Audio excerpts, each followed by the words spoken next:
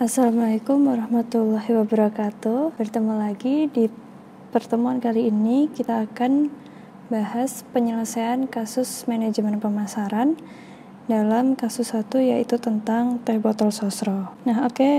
Untuk yang pertama kita bahas dulu segmentasinya. Segmentasi teh botol sosro yang pertama, dia merupakan teh siap minum pertama di Indonesia yang dikemas dalam botol.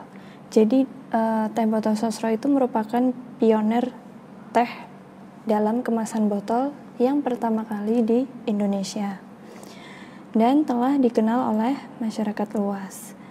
Nah, yang kedua, jadi setelah teh botol sosro itu rilis dalam kemasan botol, disusul dengan merek yang lain seperti Fruity, Tabs, Fresh Tea, seperti itu. Lalu yang ketiga, perusahaan berhasil memperoleh pelanggan karena memiliki citra baik di benak konsumen.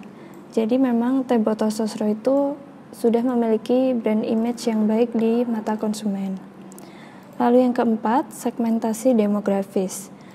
Segmentasi demografis di sini yang dimaksudkan adalah teh botol sosro itu mengelompokkan dalam segi usia, pendapatan, pekerjaan, seperti itu.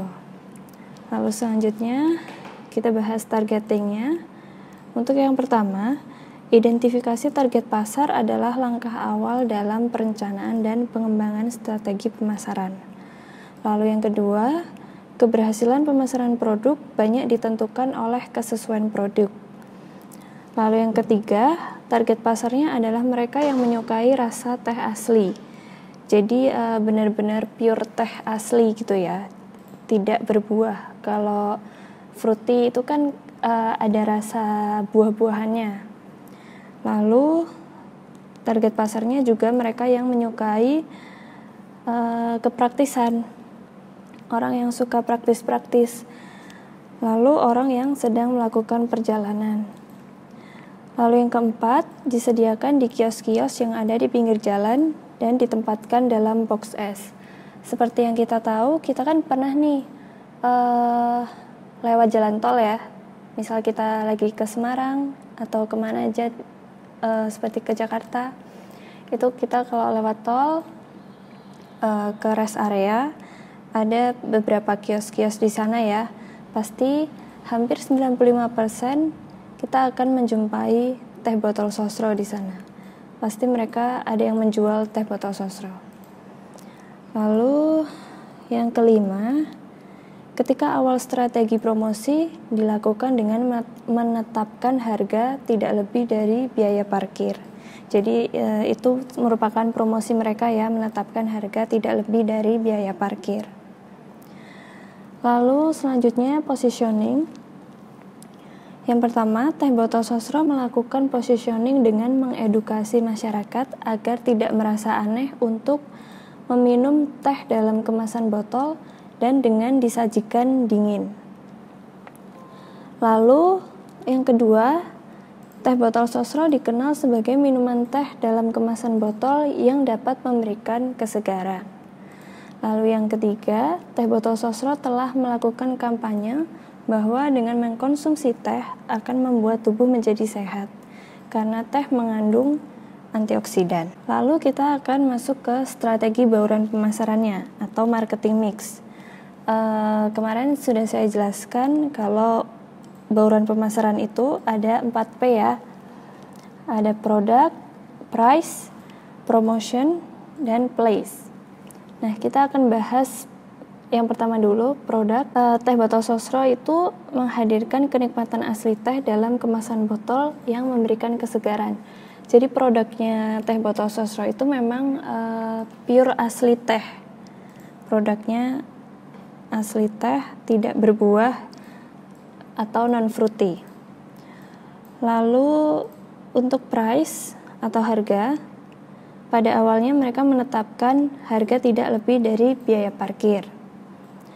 Lalu untuk distribusi atau place atau tempat, mereka menyediakan di kios-kios di pinggir jalan di seluruh pelosok dalam box es atau kulkas ya. Biasanya mereka memberi fasilitas kulkas dari teh botol sosro itu sendiri. Lalu untuk promotion atau promosi, seperti yang kita tahu, teh botol sosro itu memiliki slogan ya, apapun makanannya, minumnya tetap teh botol sosro. Nah, itu merupakan promosi mereka. Jadi supaya konsumen itu mengingat slogan mereka. Selanjutnya, mereka juga mengkampanyekan bahwa dengan mengkonsumsi teh akan membuat tubuh menjadi sehat, karena teh itu mengandung antioksidan. Lalu, jadi teh botol sosro itu memiliki keberhasilan dalam branding dan distribusi. Dalam branding, dia memang dikenal sebagai teh yang dikemas dalam botol. Lalu untuk distribusi, semakin menguatnya jaringan distribusi yang digunakan sampai di seluruh pelosok. Nah, walaupun mereka mempunyai keberhasilan, tapi mereka juga mempunyai kekurangan. Nah, kekurangannya yang pertama, upaya iklan di media massa maupun promosi agar membuat teh botol terus tertancap di konsumen masih jarang dilakukan. Seperti yang kita tahu ya, sekarang ini di media massa atau di iklan-iklan pamflet dan sebagainya, kita jarang jumpai iklan dari teh botol sosro itu sendiri. Lalu yang kedua, upaya mempertahankan image secara above the line. Jadi secara garis atas ya, secara intensif itu kurang, karena mereka terkesan merasa udah besar dan yakin dengan penetrasi produknya, seperti itu. Nah, itu tadi penyelesaian kasus dari teh botol sosro.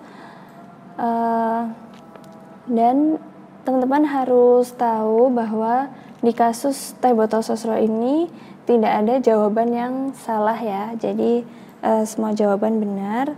Hanya saja ini jawaban dari saya. Jadi kurang lebihnya seperti itu. Sekian, wassalamualaikum warahmatullahi wabarakatuh.